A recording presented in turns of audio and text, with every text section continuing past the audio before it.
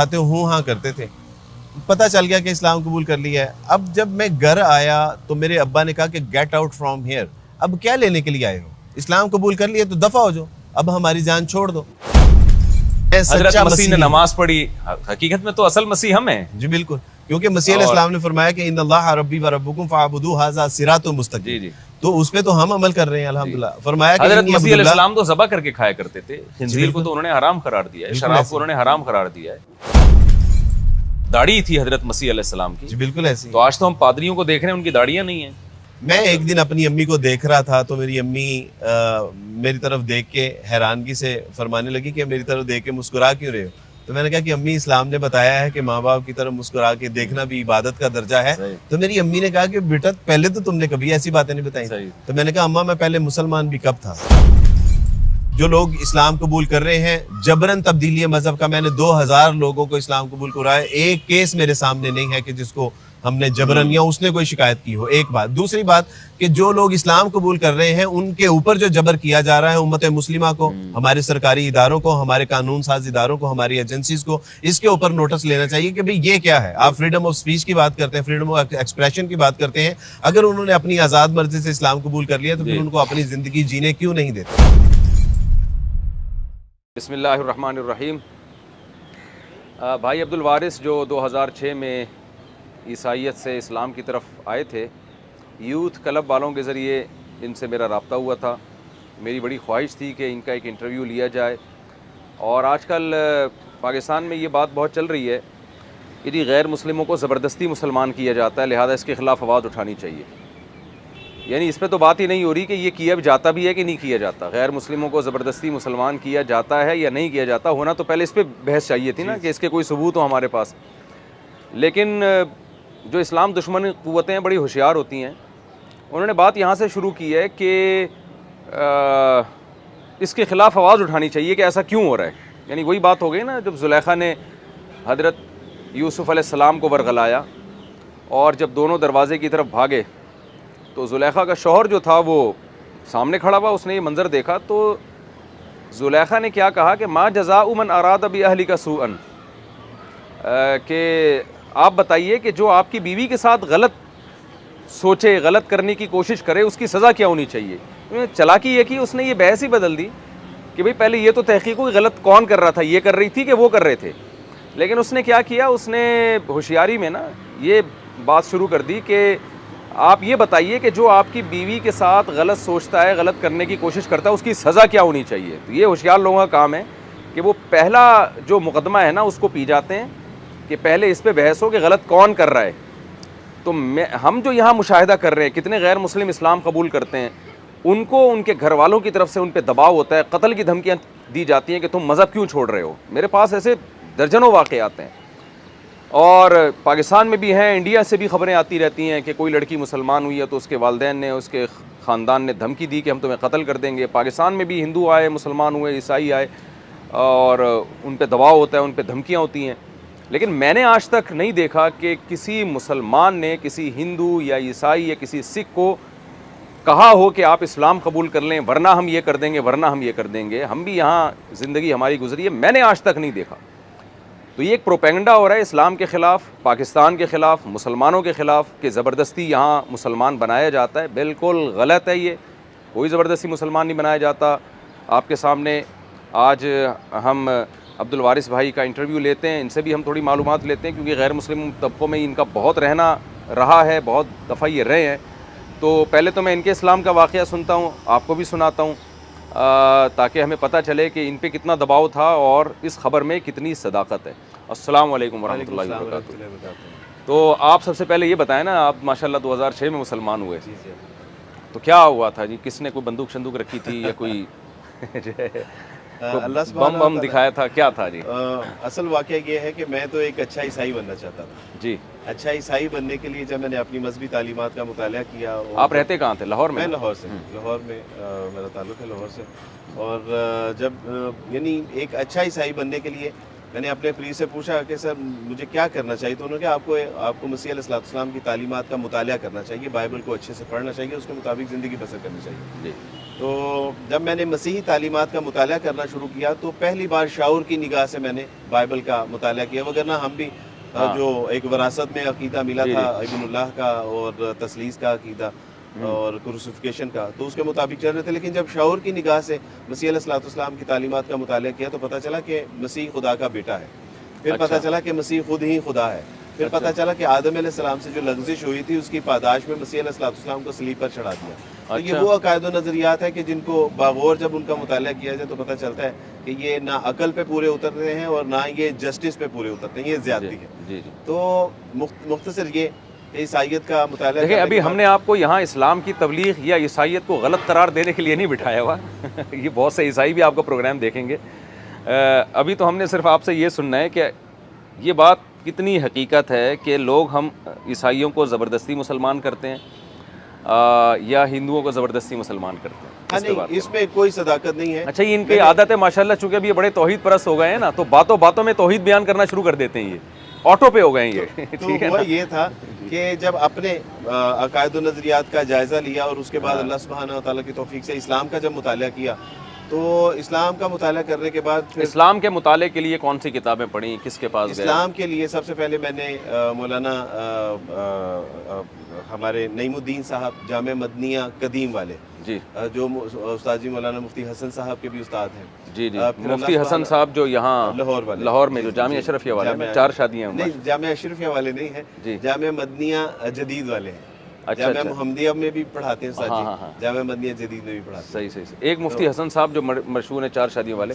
اچھا، ان سے بھی آپ کا تعلق ہے نا؟ جی جی.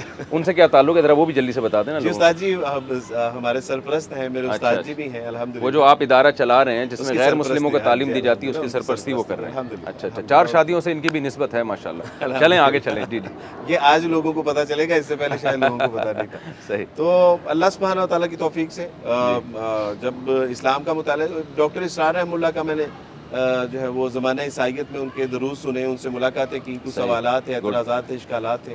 جب تسلی ہو گئی تو پھر میرے پاس کوئی وجہ نہیں تھی کہ میں اسلام قبول نہ کرتا. صحیح. الحمدللہ جب میں نے اسلام قبول کیا تو میرے کان میں آواز پڑی کہ ہمارے بیٹے کو زبردستی مسلمان کر دیا.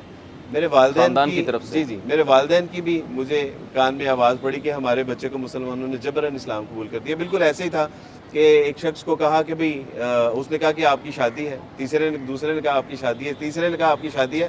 اس نے کہا بھئی آپ سب کو پتہ ہے کہ میری شادی ہے، مجھے نہیں پتا کہ میری شادی ہے. تو میں نے اپنے گھر والوں سے کہا کہ آپ لوگ کہہ رہے ہیں کہ جبراً اسلام قبول کروایا گیا ہے مجھے، اور مجھے ہی نہیں پتا کہ میں نے جبراً اسلام قبول کیا. مجھے پوچھے تو صحیح کہ میں نے وہ کون سے حقائق اور کون سے وہ واقعات ہیں، کون سے ایسے نظریات ہیں، کون سے ایسے عقائد ہیں کہ جس کی بنا پہ جو ہے وہ میں نے اسلام قبول کیا ہے. اور کوئی جبراً، آپ مجھے بتائیے کہ اگر میں نے جبراً اسلام قبول کیا ہوتا تو میں آج آپ لاہور سے یہاں آپ کے پاس ملنے کے لیے آتا، آپ کے پاس نماز پڑھتا. 2000 لوگوں کو اللہ تعالیٰ نے مجھے اسلام قبول کرنے کا ذریعہ بنا دیا. ماشاءاللہ. یہ حضرت نے اسلام لانے کے بعد نا 2000 غیر مسلم ہیں جو بھائی عبد الوارث کے ہاتھ پہ مسلمان ہو چکے ہیں ماشاءاللہ. بڑی اللہ کی توفیق سے. میں اگر جبراً ہوتا تو میرا یہ ایٹیٹیوڈ، میں تو دوسرے دن کہیں جو ہے وہ سائلم لے کے تو باہر چلا جاتا. میرے لیے تو یہ دیٹس ویری ایزی جاب.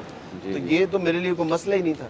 لیکن یہ محض نہ صرف یہ کہ لوگ اس بات پہ نہیں آ رہے کہ یہاں پہ جبراً تبدیلی مذہب کا کوئی ایلیمنٹ نہیں ہے، اس پہ دڑا در درجوں کے حساب سے سیمینار کروائے جاتے ہیں اور اس میں انہی کی باتیں سنی جاتی ہیں جو میڈیا ہیں یا جو باہر کی این جی اوز ہیں یا جو غیر مسلموں کے اعتراضات ہیں. اور اس میں کچھ کیسز ہیں بھی، میں اس بات کا بھی آج یہاں پہ اظہار کرنا چاہتا ہوں کہ وہ کیسز ہیں جو رن اوے میرجز کیسز ہیں، وہ پسند کی شادیاں ہیں. وہ کر لیتے ہیں، اس کے بعد حضرت جب ان کی شادی پنپتی نہیں ہے تو وہ پھر عورت کارڈ استعمال ہوتا ہے اور مرد کارڈ استعمال ہوتا ہے. وہ کہتے ہیں کہ جب پنپی نہیں ہے، ظاہر ہے لو میرج کی میکسیمم 15 مہینے اس کی ایج ہوتی ہے، چلے تو چل جائے، نہیں چلے تو 15 مہینے میں.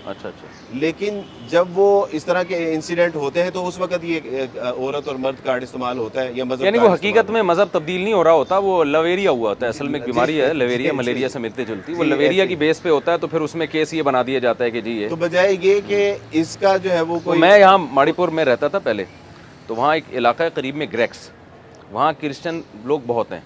ہمارے دوست بھی تھے اسکولوں میں، ہمارے کلاس فیلوز تھے. تو وہاں ایک واقعہ ہوا کہ گھر سے ایک لڑکی غائب ہو گئی. وہ ایک کرسچن لڑکی تھی. اب اس کے ابا بیچارے بہت پریشان، تو ایک گھر میں آئے، انہوں نے نوک کیا دروازہ. کہ جی مجھے پتہ چلا ہے جی میں بہت پریشان ہوں کہ میری بیٹی گھر سے غائب ہے، تو سر آپ کو کچھ اس بارے میں پتہ ہے؟ تو بیچارے داڑھی والے تبلیغی تھے، انہوں نے کہا میرا بیٹا بھی غائب ہے۔ سبحان اللہ۔ تو ایسا کرتے ہیں کہ دونوں مل کے تلاش کرتے ہیں، لگتا ہے یہ کوئی سیم کیس ہے۔ وہ پتہ چلا دونوں بھاگے تھے، لو میرج تھی، ہاں تو جب نہیں تو چلے وہ گی لویریا کہہ تھا، دیں گے تو جی، لویریا کے چکر میں یہ سب جب کچھ نہیں ہوا۔ چلتا تو لوگ کہتے ہیں کہ جی وہ وہاں پھر مذہب کارڈ استعمال ہوتا ہے۔ جی جی اچھا، نہ صرف یہ کہ اس کا کوئی جو ہے وہ سد باب نہیں ہو پا رہا کہ یہ جو ایک ہوا کھڑا کیا جا رہا ہے کہ جہاں یہاں پہ جبرن تبدیلی مذہب ہے، بلکہ دوسری طرف جو لوگ اسلام قبول کر رہے ہیں ان ہاں کے اوپر جو جبر ہو رہا ہے، مفتی صاحب کبھی اس کا کسی نے نوٹس لیا؟ ان کو گھروں سے نکال دیا جاتا ہے، ان کی املاک سے ان کو محروم کر دیا جاتا ہے، ان کے بچے چھین لیے جاتے ہیں، بیوی چھین لی جاتی ہے، جی ان کو جو ہے وہ جھوٹے مقدمات میں پھنسا دیا جاتا ہے، اور سب سے بڑا زیادتی کا ایلیمنٹ یہ ہے کہ ان کے ساتھ جو سوشل بائیکاٹ کر دیا جاتا ہے۔ ابھی ایسے پچھلے بہت دن سارے کیسز میرے پاس آئے ہیں الحمدللہ، بہت سے غیر مسلم ہمارے ہاتھ پہ مسلمان ہوئے، اللہ نے توفیق دی، تو بعد میں ان کے لیے یہ بڑے مسائل کھڑے ہوئے، گھر کی طرف سے دھمکیاں، قتل کی دھمکیاں۔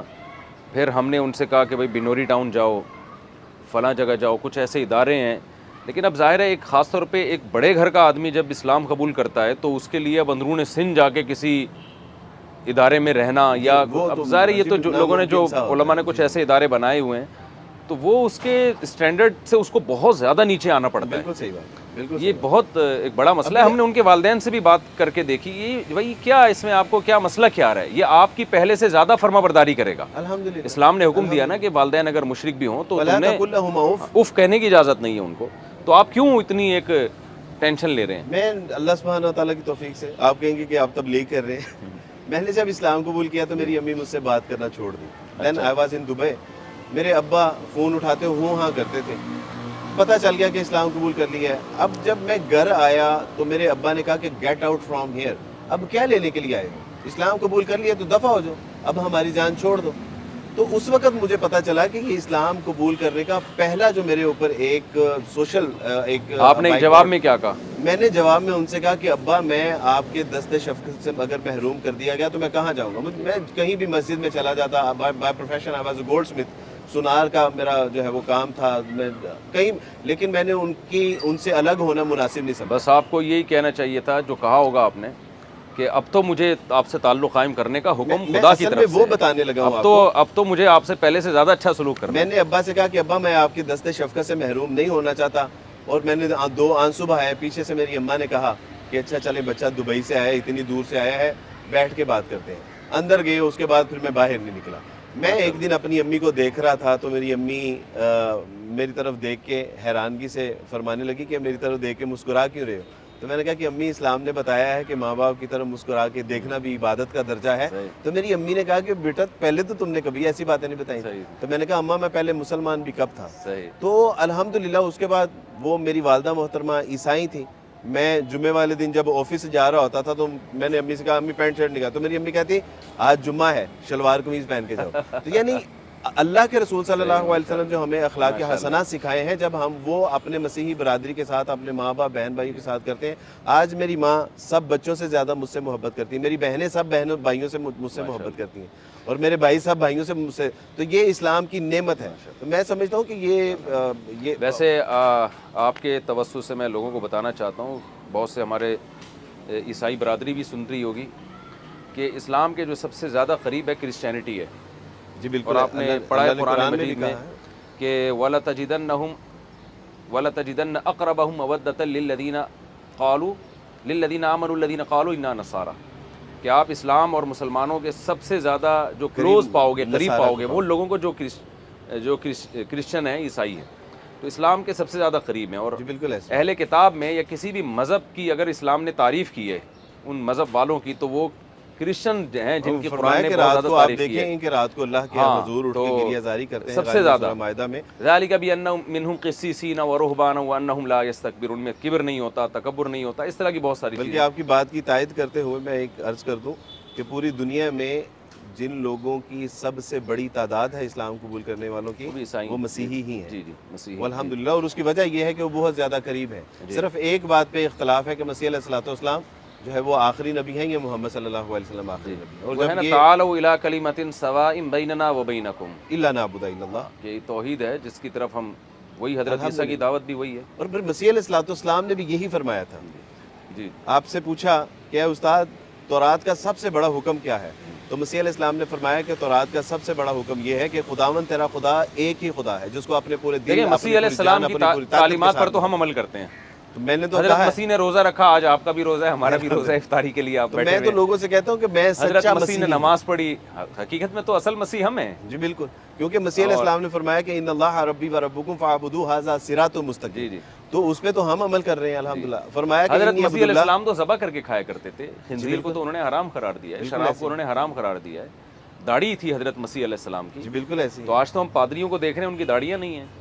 اور اچھا کچھ عرصہ پہلے تک جو مسیح علیہ السلام کی ایک شبیہ جو بنائی جاتی تھی تو اس میں مسیح علیہ السلام کی داڑھی تھی, اور آج جو مسیح علیہ السلام کی شبیہ پہ مشتمل تصاویر ہیں اس میں داڑھی بھی غائب کر دی. ٹارزن ہے نا, جیسے آپ دیکھیں نا, یہ داڑھی سے کتنی نفرت ہے کہ وہ جو ٹارزن دکھایا جاتا ہے نا بغیر داڑھی کے دکھایا جاتا ہے. سوال بتا جنگل میں اس کے بعد ریزر کہاں سے آیا؟ بالکل ٹھیک ہے نا, بالکل ایسے تو بچوں کا ذہن خراب کرنے کے لیے بالکل ایسے تو اتنا ہے کہ جہاں ثابت بھی ہے وہاں بھی یہ کر دیتے ہیں. اچھا خیر, کیونکہ افطاری کا ٹائم بھی ہونے والا ہے تو آپ اپنے ادارے کا ذرا بتائیں. لاہور میں جو مفتی حسن صاحب 4 شادیوں والے جو بزرگ ہیں, بڑے نیک پرہیزگار ہیں, ان کو حضرت سے زیارت کی میری بڑی تمنا ہے. میں نے حضرت کی بڑی تعریفیں سنی ہیں. جامعہ اشرفیہ میں کوئی اسباق پڑھاتے ہیں. جی جی, میں جب بھی پنجاب گیا ہوں میں نے حضرت کی بڑی تعریف سنی ہے. جامعہ مدنیہ جدید میں مستقل رہائش بھی ہے, پڑھاتے بھی ہیں. تو ان کے جو سرپرستی میں آپ کا ادارہ چل رہا ہے لاہور میں, اس کا ذرا انٹروڈکشن ہو, اور وہ کیا کر رہا ہے؟ ادارہ حقوق الناس ویلفیئر فاؤنڈیشن. جب میں نے اسلام قبول کیا تھا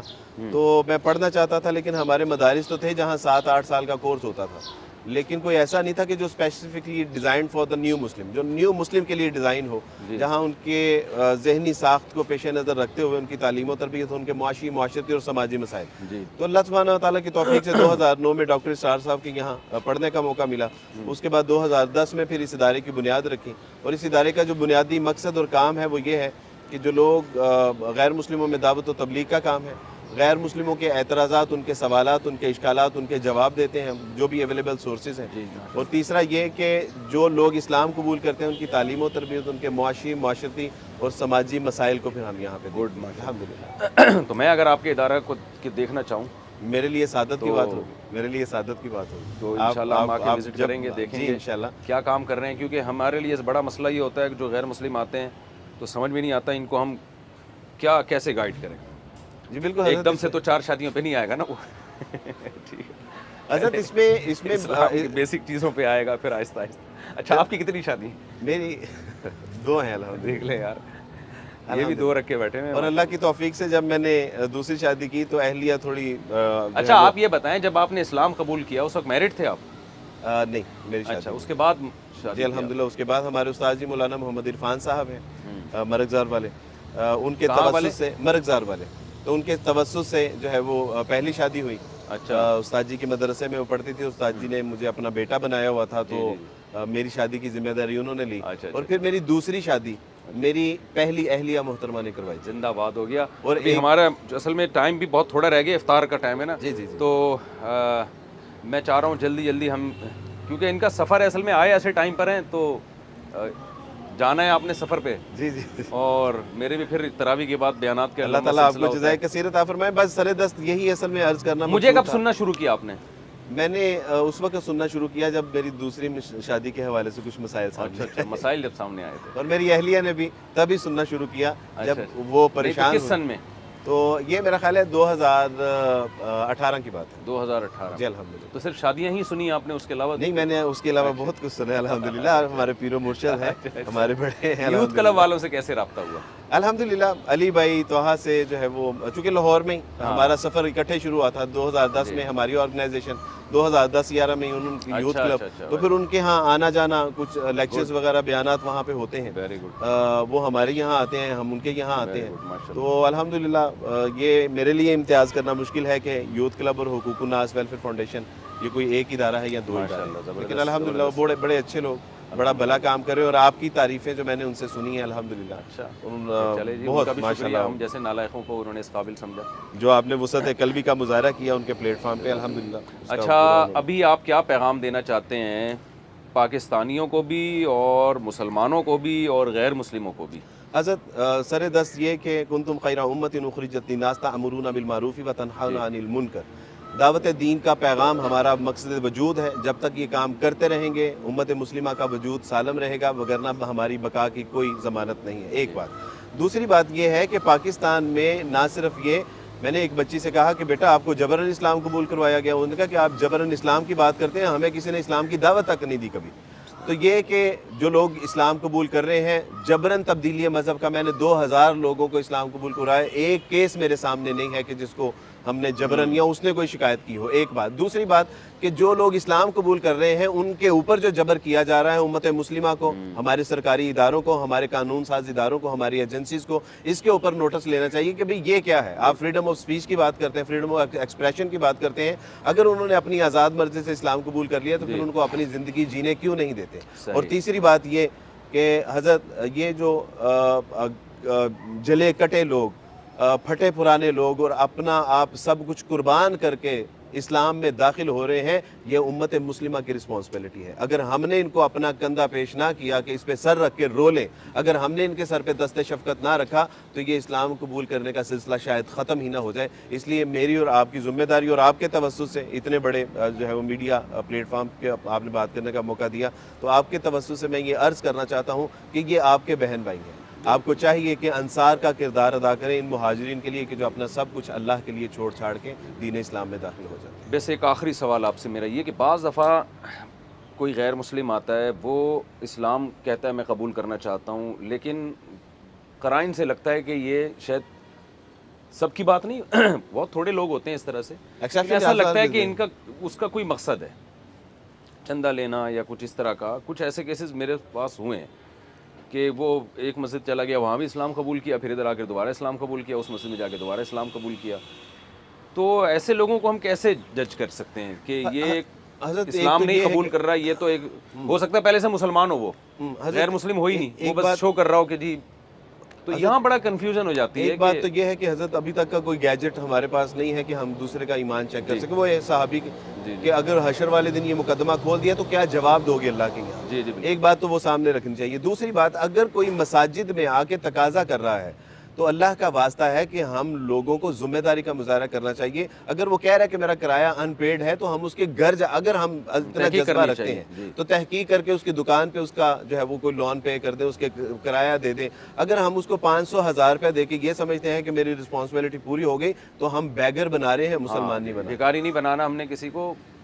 بالکل یہی بات. ہمارے پاس بچے ہوتے ہیں، طلبہ ہوتے ہیں، کسی ایک کو بھیج دیں کہ بیٹا جہاں پہ ضرورت ہے وہاں پہ اس کے پیسے پے کر کے آ جائیں. وہ انشاءاللہ وہ اگر کوئی اپنا اس طرح کا معاملہ ہوگا تو مسجد میں پتہ چل جائے. چلیں، بڑی خوشی مجھے اس بات کی ہوئی کہ آپ کا باقاعدہ ادارہ ہے لاہور میں. جو بھی غیر مسلم مسلمان ہوتے ہیں کوئی جبر نہیں ہوتا ان کے اوپر، اور ان کے لیے جو مشکلات ہیں تو اس کے لیے ان کے پاس کافی مسائل کا حل ہے الحمدللہ. قانونی طور پر بھی میرا خیال ہے جی الحمدللہ. بلکہ حضرت ابھی یہاں میرے لیے بڑی سعادت کی بات ہے کہ یہاں آپ کے کراچی میں ایک بچہ ہے جس کی بیوی نے اسلام قبول کیا، شادی ہوئی 5 مہینے سے اس کی بیوی مسنگ نے پتہ ہی نہیں ہے. وہ ایک بار اپنے مسیحی خاندان میں گئی ہے، اس کے بعد اس کا کوئی پتہ نہیں ہے. اور مسیحی خاندان بجائے یہ کہے کہ ہماری طرف آئی تھی، ہم نے دینی ہے یا نہیں دینی ایک الگ بات ہے، بجائے وہ الٹا اس کو پریشرائز کر رہے ہیں کہ ہماری بچی کے ساتھ کیا. مختلف لوگ ہوتے ہیں، بہت سے مسیحی خاندان ہمارے علم میں ایسے ہیں، ان کے گھر میں کسی نے اسلام قبول کیا، انہوں نے کہا براڈ مائنڈیڈ لوگ ہیں، انہوں نے کہا ٹھیک ہے بھائی اگر بیٹا آپ کو اسلام پسند آتا ہے تو آپ اسلام. میرے ابا نے جب